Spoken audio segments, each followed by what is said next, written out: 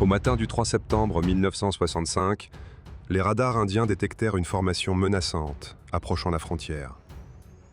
C'étaient des chasseurs pakistanais AF-86 Sabre, pesant plus de 7000 kg, armés de mitrailleuses de calibre 12,7 mm et de roquettes. Ces machines redoutables avaient dominé les cieux pendant la guerre de Corée.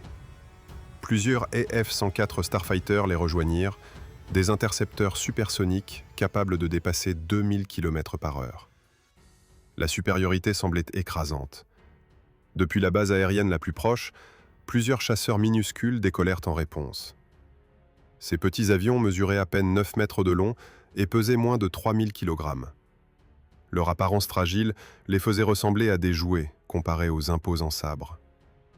Les pilotes pakistanais sourirent probablement en les apercevant, convaincus que ces moustiques seraient éliminés en quelques secondes. Le chef d'escadron, Trevor Killer, serra les commandes de son minuscule chasseur tandis qu'il montait vers la formation ennemie. Son avion répondait avec une agilité extraordinaire qu'aucun sabre ne pouvait égaler. Killer repéra un sabre qui s'était écarté de la formation et plongea vers sa proie. Le pilote pakistanais tenta désespérément de semer son poursuivant en effectuant des virages serrés et des montées abruptes, mais le petit chasseur indien collait à sa queue comme une sangsue. Les acrobaties devinrent violentes, tandis que les deux avions entraient dans un balai mortel. Après plusieurs minutes de poursuite, Killer eut le sabre parfaitement aligné dans son viseur. Ses canons Aden de 30 mm rugirent avec fureur, crachant un torrent de projectiles vers le chasseur ennemi. Les balles perforèrent le fuselage, provoquant des explosions internes catastrophiques. Une épaisse fumée noire jaillit du moteur, tandis que des flammes léchaient les ailes. L'avion commença à tomber en spirale incontrôlable. Le pilote actionna le siège éjectable juste avant que le sabre n'explose contre le sol dans une boule de feu spectaculaire. Cette victoire représentait la première victoire aérienne de l'Inde durant cette guerre. Plus remarquable encore, c'était la toute première fois qu'un avion, appelé Nat, détruisait un ennemi en combat réel. Ce petit moustique venait de piquer un géant et de le tuer, défiant toutes les attentes. Les pilotes pakistanais qui avaient ri ne riaient plus du tout. Tout au long de l'histoire de l'aviation militaire, les chasseurs célèbres ont porté des noms d'animaux puissants. Le F-9F Panther évoquait l'élégance mortelle du grand félin noir. Le F-15 Eagle prenait son nom de l'aigle royal. D'autres portaient des noms comme tigre, faucon, cobra ou requin. Tous cherchaient à transmettre force, vitesse et capacité de tuer. Cependant, lorsque l'ingénieur britannique William Edward Willoughby Peter, connu comme Teddy, commença à travailler sur un nouveau chasseur au début des années 50, il le nomma Nat, signifiant moustique. Ces insectes minuscules peuvent tourmenter des créatures des milliers de fois plus grandes. Le choix reflétait parfaitement la philosophie de l'avion, petit mais mortel. Durant les premières années des années 50, l'industrie aéronautique britannique traversait une période particulière. La guerre froide dominait toutes les décisions stratégiques. En réponse à la menace soviétique, les fabricants produisaient des chasseurs toujours plus grands, lourds et complexes. Des moteurs puissants nécessitaient des fuselages robustes. Les systèmes de radar et armements sophistiqués demandaient plus d'espace. Les vitesses croissantes exigeaient des structures renforcées. Ainsi naquirent des géants comme le Gloster Javelin, pesant plus de 20 000 kg. Ces mastodontes inspiraient respect, mais avaient un problème fondamental. Ils étaient extraordinairement coûteux. Teddy Peter avait déjà une solide réputation. Il avait conçu le Westland Whirlwind, le English Electric Canberra, devenu l'un des bombardiers les plus réussis, et travaillait sur le Lightning. En 1950, il fut embauché chez Folland Aircraft comme directeur et ingénieur en chef. Peter réalisa une étude économique alarmante sur les coûts des nouveaux chasseurs lourds. Si la Grande-Bretagne entrait en guerre avec l'Union soviétique, produire massivement ces avions coûteux serait presque impossible. Il proposa une solution radicale: concevoir un chasseur beaucoup plus petit, léger, mais également capable et surtout beaucoup moins cher à produire. Cette proposition révolutionnaire défiait le pensée militaire conventionnel. Ses collègues étaient sceptiques. Comment un avion diminutif pourrait-il rivaliser avec les grands chasseurs soviétiques? Peter avait un atout, les nouveaux turboréacteurs légers mais puissants.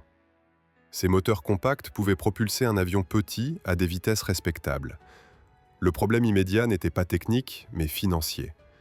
Le gouvernement britannique ne montrait aucun intérêt. Le ministère de l'Air préférait les chasseurs lourds.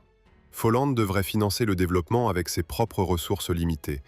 C'était une apuesta énorme pour une petite compagnie, mais Peter convainquit les directeurs que le risque valait la peine. Ainsi commença le projet Gnat, le petit insecte qui allait prouver que la taille n'est pas tout en combat aérien.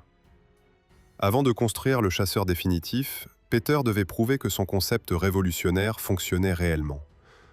En 1951, il commença à développer un démonstrateur non armé qui testerait toutes ses idées audacieuses. Ce petit avion reçut la désignation FO-139 Midge et devait être équipé du moteur Bristol BE-22 Saturn, capable de générer 1724 kg de poussée. Cependant, le destin frappa durement lorsque le programme Saturn fut brutalement annulé par le gouvernement. Peter dut se rabattre sur le Armstrong Siddeley Viper 101, un moteur significativement moins puissant, produisant seulement 744 kg de poussée, soit moins de la moitié de ce qui était prévu. Malgré cette puissance ridiculement faible, le Midge mesurait 8,769 mm de long et incorporait des caractéristiques sophistiquées. Le 11 août 1954, le pilote d'essai en chef de Folland, le chef d'escadron Edward Tennant, surnommé Teddy comme Peter, décolla de la base RAF Boscombe Down, dans le Wiltshire, aux commandes du minuscule démonstrateur. Ce qui se produisit ensuite stupéfia tous les observateurs. Malgré son moteur sous-puissant, le Midge atteignit des vitesses supersoniques lors des piquets et démontra une agilité exceptionnelle qui rendait jaloux les pilotes des gros chasseurs conventionnels. La nouvelle de cette performance extraordinaire se répandit comme une traînée de poudre dans la communauté aéronautique internationale. Des pilotes du Canada, d'Inde, de Jordanie, de Nouvelle-Zélande et même de l'armée de l'air américaine firent la queue pour évaluer cette merveille britannique. Tous revinrent avec des rapports enthousiastes, louant la maniabilité phénoménale du petit avion. Le Midge pouvait effectuer des virages si serrés que les chasseurs conventionnels ne pouvaient pas suivre. Sa petite taille le rendait extrêmement difficile à repérer visuellement en combat, un avantage énorme à une époque où les radars embarqués n'étaient pas encore universels. Le 26 septembre 1955, la tragédie frappa. Lors d'une démonstration avec un pilote suisse aux commandes, quelque chose tourna terriblement mal. Le Midge s'écrasa, tuant le pilote et détruisant l'unique prototype qui avait effectué 220 vols réussis. Ce fut un coup dur pour Folland, mais Peter avait déjà vu assez. Le Midge avait prouvé sans l'ombre d'un doute que son concept de chasseur léger était viable, et même brillant. Pendant que le Midge volait encore, Peter travaillait déjà fébrilement sur le FO-145 Gnat définitif, un véritable chasseur de combat armé et prêt pour la guerre. Ce serait seulement légèrement plus grand que le Midge, mais l'amélioration cruciale résidait dans le moteur. Bristol avait développé en privé un nouveau turbopropulseur révolutionnaire appelé Orpheus, significativement plus puissant. Le prototype Gnat reçut un Orpheus pré-production générant 1490 kg de poussée, soit exactement le double du faible Viper. Les versions de production ultérieures utiliseraient l'Orpheus 701 encore plus puissant, avec 2050 kg de poussée. Le 18 juillet 1955, le prototype Gnat, immatriculé G39-2, effectua son premier vol depuis RAF Boscombe Down. Avec ce moteur puissant rugissant, le petit chasseur démontra des performances impressionnantes qui captèrent immédiatement l'attention internationale. Il pouvait grimper à 6000 mètres par minute et atteindre 1111 km par heure, frôlant presque la barrière du son en vol horizontal. L'armement consistait en 2 canons Aden de 30 mm montés dans les prises d'air rectangulaires situées juste derrière le cockpit. Ces armes dévastatrices pouvaient cracher des obus explosifs capables de déchirer n'importe quel avion ennemi. Le 16 mai 1956, Le premier NAT-F Mark I de production décolla de Chilbolton avec le moteur Orpheus 701 définitif. Le ministère de l'Approvisionnement britannique commanda à contre-cœur 6 appareils pour évaluation, mais la Royal Air Force restait profondément sceptique. Ils préféraient leur gros Hunter et ne voyaient aucune utilité pour ce minuscule chasseur dans la défense aérienne britannique. En février 1956, le ministère de l'Air informa officiellement Folland qu'il ne pouvait pas imaginer comment utiliser cet avion. Le rêve de Peter de voir son création défendre les cieux britanniques semblait mort. Cependant, d'autres nations regardaient le NAT avec des yeux affamés, voyant exactement ce que les Britanniques refusaient de voir, un chasseur redoutable à un prix abordable. Pendant que la Royal Air Force snobait le NAT, d'autres nations reconnaissaient son potentiel révolutionnaire. La Yougoslavie évalua 2 appareils, mais déclina finalement l'offre. La Finlande, en revanche, montra un enthousiasme débordant. Le 30 juillet 1958, les 2 premiers NAT, sur une commande totale de 13, arrivèrent en Finlande, dont 11 chasseurs standards et 2 appareils de reconnaissance photographique désignés FR Mark I, avec 3 caméras de 70 mm dans leur nez modifié. Le lendemain, le 31 juillet, le major Lauri Pekouri, un as finlandais légendaire de la Seconde Guerre mondiale, monta aux commandes d'un NAT au-dessus du lac Luonnetjärvi et poussa l'avion en piqué. Un bang sonique retentit à travers la campagne finlandaise. Pekouri venait de devenir le tout premier pilote finlandais à franchir le mur du son, inscrivant son nom dans les livres d'histoire. Cependant, l'euphorie dura peu. Le 26 août 1958, seulement 4 semaines après la livraison initiale, le deuxième NAT livré s'écrasa en raison d'une défaillance technique. Cette tragédie força les autorités finlandaises à clouer au sol toute la flotte pour une enquête approfondie. Les investigations révélèrent de multiples problèmes dans les systèmes hydrauliques et autres composants critiques. Les GNAT restèrent immobilisés jusqu'en janvier 1959, lorsque d'intenses modifications permirent leur retour au vol. Malgré ces débuts difficiles, les appareils équipèrent l'escadron de chasse 21, qui fut renommé Escadron de chasse 11 en 1961. Il servirait jusqu'en 1973, bien que partiellement remplacé par des MiG-21F soviétiques en 1967. C'était en Inde que le NAT trouverait sa véritable maison et sa vraie vocation guerrière. Le gouvernement indien signa un accord de licence en septembre 1956, permettant la production locale du chasseur F Mark I et du moteur Orpheus sur territoire indien. Cette décision stratégique permettrait à l'Inde de construire des centaines d'appareils sans dépendre des importations coûteuses. La production initiale fut effectuée en Angleterre, avec les premiers exemplaires livrés à la force aérienne indienne. Progressivement, la fabrication fut transférée à Hindustan Aircraft, qui établit des chaînes d'assemblage complètes. En mars 1960, l'escadron numéro 23 Cheetah devint la première unité indienne à piloter le NAT. D'autres escadrons suivirent rapidement. L'escadron numéro 9 Wolfpack, l'escadron numéro 18 Flying Bullets, l'escadron numéro 2 Winged Arrows et l'escadron numéro 22 Tigers. Les pilotes indiens tombèrent immédiatement amoureux de leur nouveau chasseur. Sa maniabilité exceptionnelle leur donnait une confiance absolue en combat rapproché.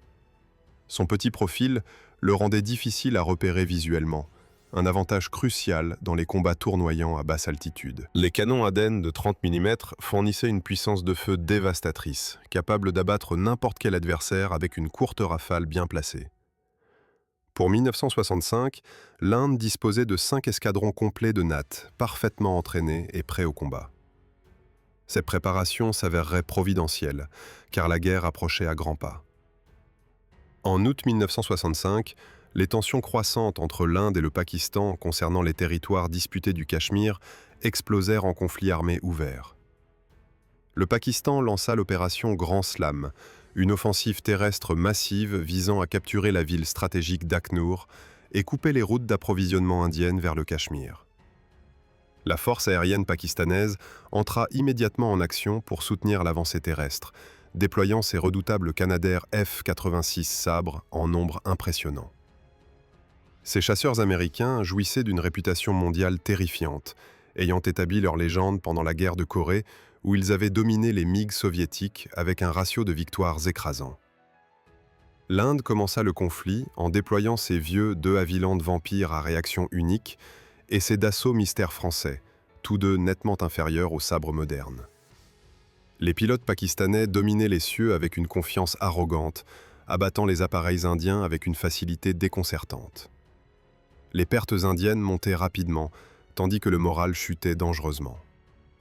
Devant cette situation désespérée, le commandement de la force aérienne indienne prit une décision audacieuse.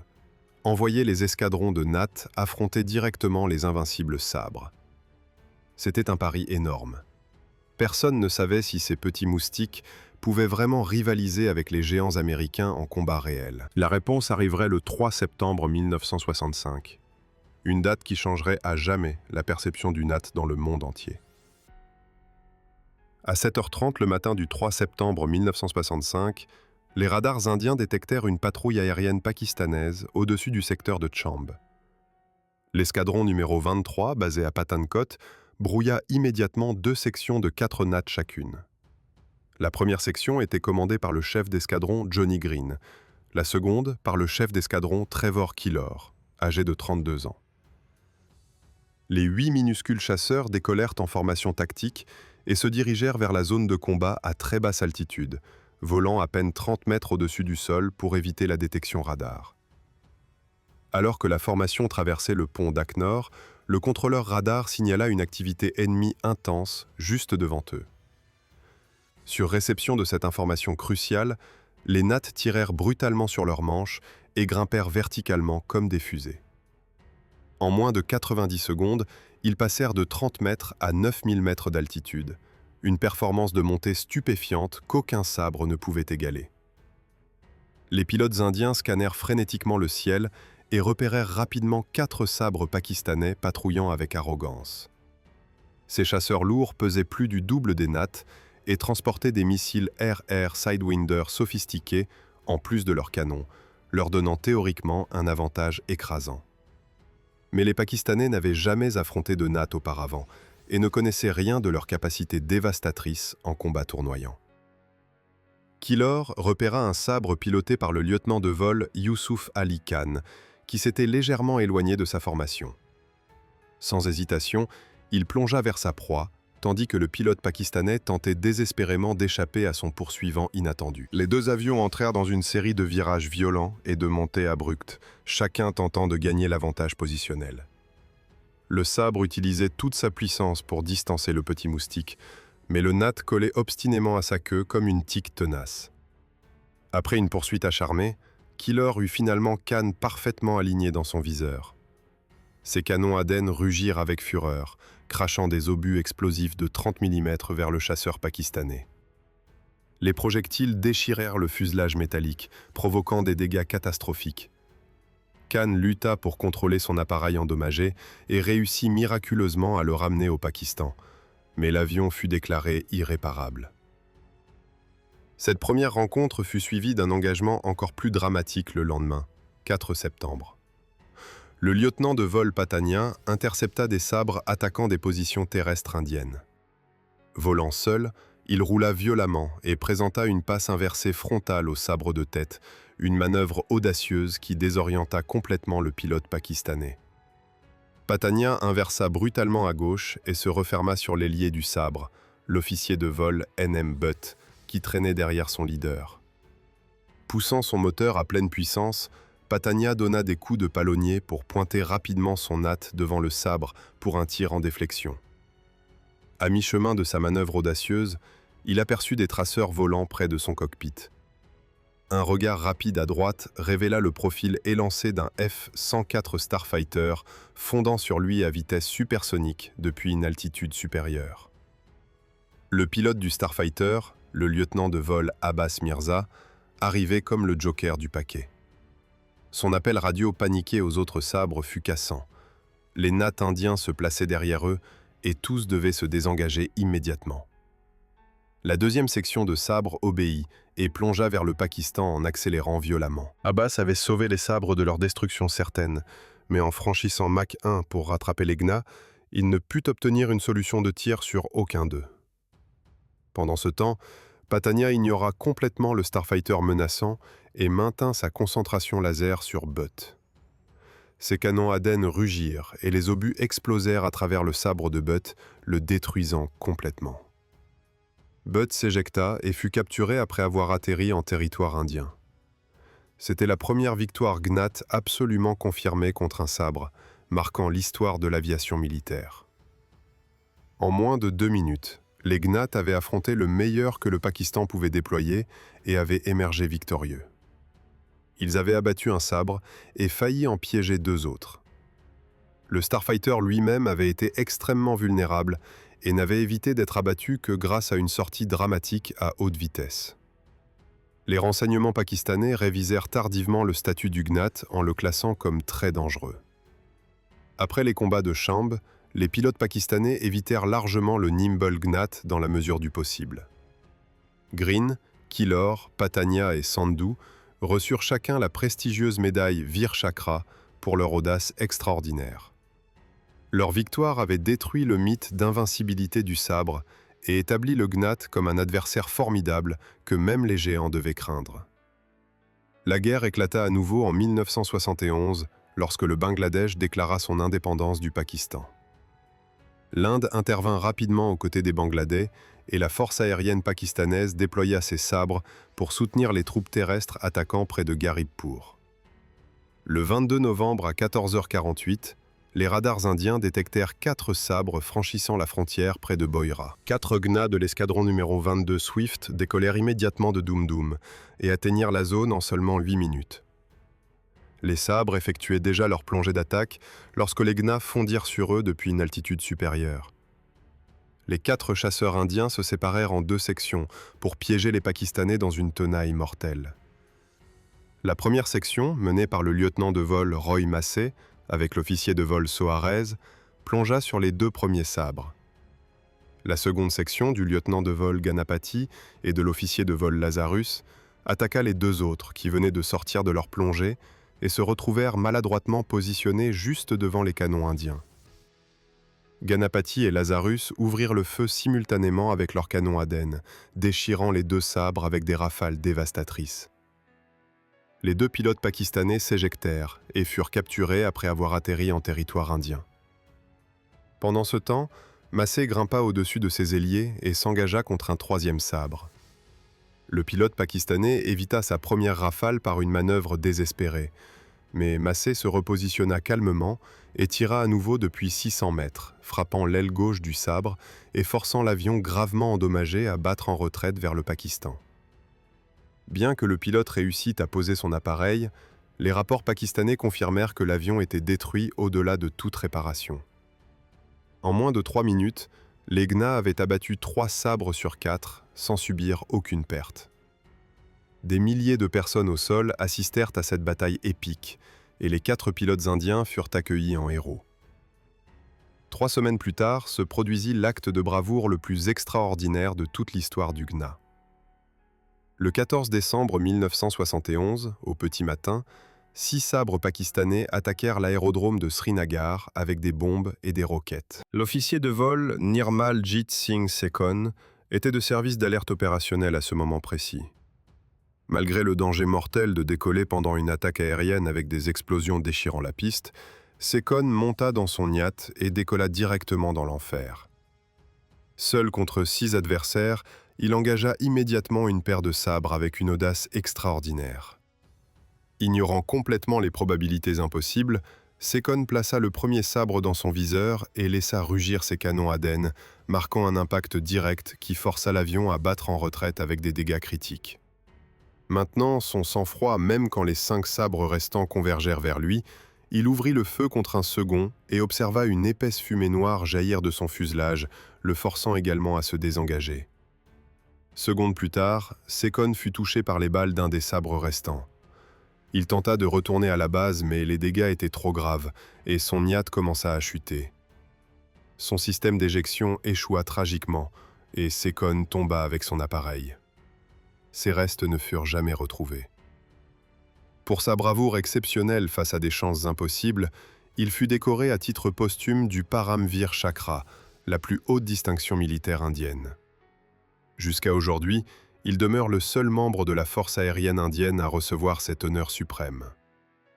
Le Nyat avait prouvé sa valeur au combat de manière spectaculaire, mais l'Inde voulait une version améliorée. En 1977, Hindustan Aeronautics Limited introduisit l'Ajit, ou Invincible, une version optimisée avec des modifications pour les rôles d'interception et d'attaque au sol. Environ 90 Ajit furent construits, portant le total Nyat/Ajit à 325 appareils.